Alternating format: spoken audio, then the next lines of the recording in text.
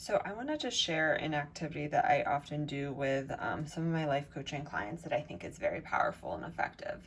Our brains are always looking for information and always looking for evidence to support kind of our thoughts and our feelings and where we're at. So sometimes a really helpful thing to do is show our brain evidence of what we have.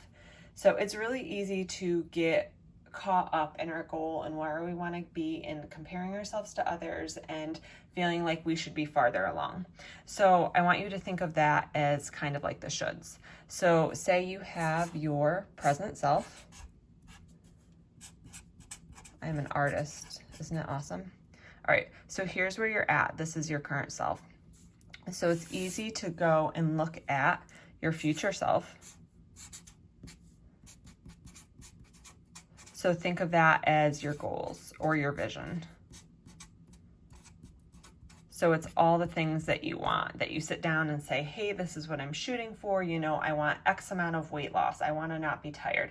I want to not have these symptoms anymore. So all those things that you're looking for and reaching. So these are all the shoulds, how we get stuck there. I should be farther along. I should have more weight loss. I should be eating better. I should have a better plan in place. So when we do this, we're looking ahead at our goals, at our vision, what we want to do, all the things we should be doing. This is often considered the gap. So our brain is looking where we should be at, where we want to be at, and upset, frustrated that we aren't there and feeling discouraged. It's this gap that's kind of creating anxiety, fear, uncertainty because of where we want to be. I'm not saying that vision isn't a good thing because it's a really powerful tool. We just have to be careful how we use it. So the other thing that we want to do is we want to show our brain evidence of everything that we have done. And this is what's going to set us up for success to be able to get to that future self, to be able to hit those goals and that vision that we're dreaming of. So instead of looking forward to the future, we want to turn around and we want to look at our past. So our past self. So this is everything that we have accomplished. So that's why it's so important to be able to sit down and list out all those things, so that's why I suggested, hey, where were you, just a couple months ago? How far have you come? Make a list of all that. So take time to sit down and look at everything that you have accomplished in just a couple weeks and a couple months and be able to list it out.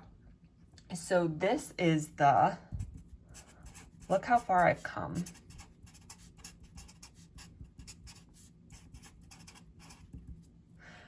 And this area is going to be where we have peace, where we have joy, because we're able to take and turn ourselves around and look at how far we've come, celebrate the wins and the accomplishes that we have. And that's where we have peace and that's where we have joy coming from, because the only person that we should be comparing ourselves to is our past self.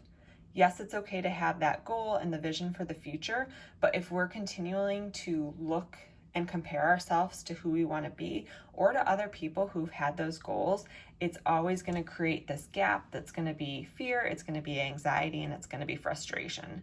So it's important on a daily basis to turn yourself around and be looking back at this past self and saying, look how far I've come, look at my accomplishments.